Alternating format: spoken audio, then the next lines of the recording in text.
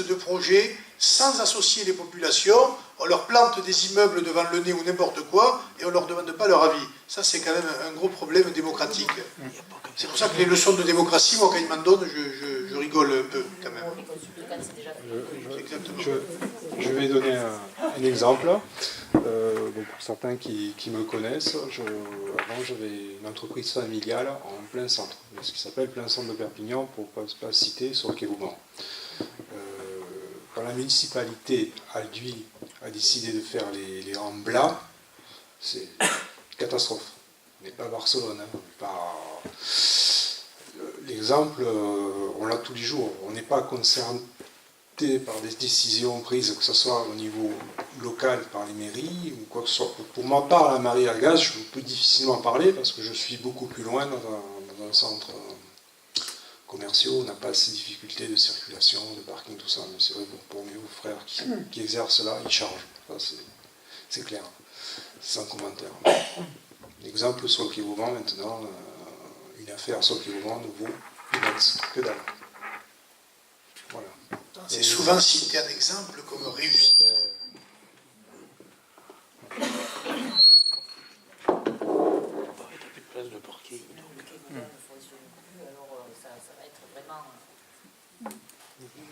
Que pensez-vous des contacts et, si vous voulez, de la mixité que l'on pourrait mettre en place et qui est peu ou prou étudiée ici, hein, il pourrait y avoir des balbutiements entre Perpignan et Barcelone, par exemple, en tant que ville de Perpignan. Mais si vous voulez, moi j'ai assisté, puisque j'ai été élu une année au conseil municipal, le temps que l'affaire des chaussettes se traite.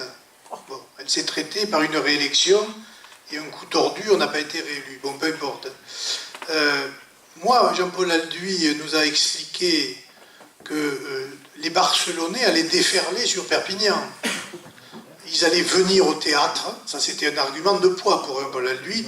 Le théâtre de l'Archipel va avoir venir des milliers de Barcelonais qui vont venir au théâtre. Je ne sais pas pourquoi ils viennent au théâtre à Perpignan, mais en fait, ça a été fait pour ça. Et le TGV, c'est vrai, qui est un plus. Moi, je ne dis pas, hein, le TGV, le train rapide Barcelone-Perpignan, je pense que c'est effectivement un atout. Encore faut-il le faire vivre. Mais pour l'instant, si vous voulez, Perpignan n'est pas suffisamment attractif pour faire venir du Barcelonais. En revanche, je peux vous dire que ce train, il sert à vampiriser les Perpignanais qui vont dépenser leur argent à Barcelone. Ça, on est bien d'accord. Et effectivement, ça pose un petit problème. Donc, mais sur le reste, il faut évidemment être tourné vers Barcelone, mais pas non plus, si vous voulez, en faire une politique unilatérale. Voilà, il n'y a plus de frontières avec la Catalogne Sud et la Catalogne Nord. Il y a évidemment une proximité naturelle, une proximité linguistique, une proximité économique, mais pour l'instant, on ne peut pas dire que nous ayons bénéficié de la richesse de la région de Catalogne Sud, surtout quand même qu'elle est souvent citée en exemple, mais je peux vous dire que la Catalogne souffre aujourd'hui. Elle souffre économiquement.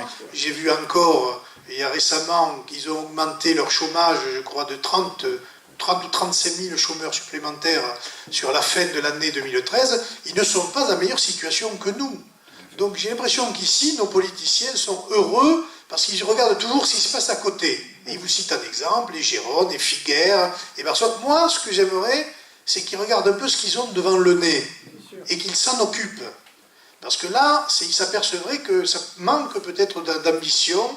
Et il y a beaucoup de chefs d'entreprise, on en voit, hein, qui veulent se développer, qui veulent s'en sortir, mais qui ne trouvent pas dans les institutions à Perpignan des relais ou des soutiens. Et ça pose un problème. Le meilleur exemple, c'est quand même le machin, comme je l'appelle, hein, l'agence de développement économique, qui est un gadget supplémentaire à l'aglo, qui ne sert qu'à recruter d'ailleurs 6 fonctionnaires de plus, on verra qui seront, et qui était censé avoir un projet, une stratégie pour le développement économique de l'agglo. Enfin, je dois dire, là encore, c'est un mal français.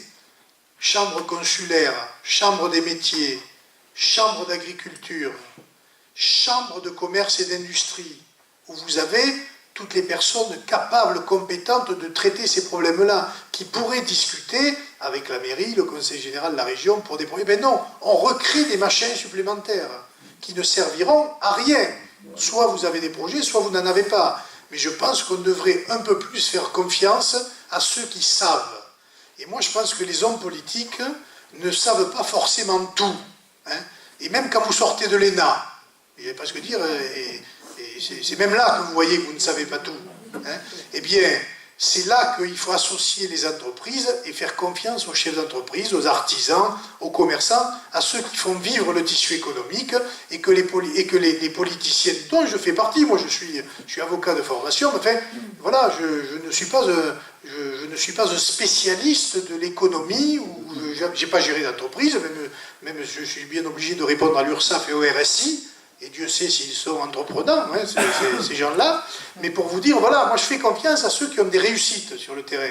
Et ceux-là ne sont jamais consultés. L'autre chose qui me choque, puisqu'on n'est pas loin, c'est la vie quasiment en autarcie du marché Saint-Charles. C'est-à-dire, c'est un des plus grands centres, marchés européens hein, d'import-export fruits et légumes. On dirait que c'est une ville à part.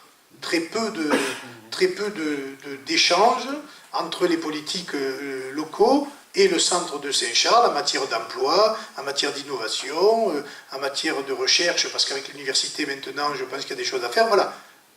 On a l'impression que chacun vit dans son coin, que personne ne se parle et que les populations, eh bien, finalement, elles subissent cet état de fait.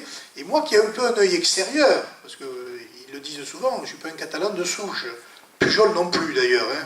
Je le rappelle, pas plus qu'Alduin. Hein. Bon, donc voilà, mais quand on y vit, on voit aussi les choses, on les constate, on les déplore, mais aussi on veut évidemment, que ça change. Mais pour que ça change, eh bien, il faut que les gens nous fassent confiance et que je pense qu'ils arrêtent d'écouter ce que leur disent systématiquement des gens qui mentent.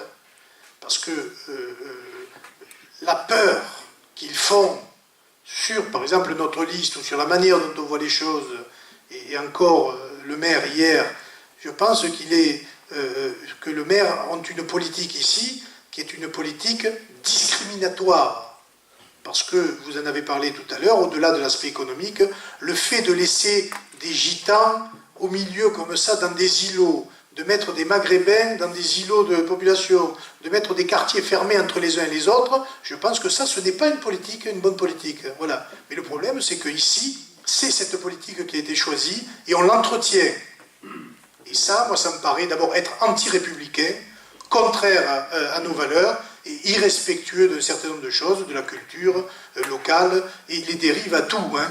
Parce qu'aujourd'hui, je peux vous dire qu'on a des exemples tous les jours de dérives communautaires, alors que je suis persuadé que l'on pourrait vivre très bien à Perpignan, y compris avec des populations d'origine différentes, pour peu qu'on s'en occupe et qu'on y mette les moyens. Voilà.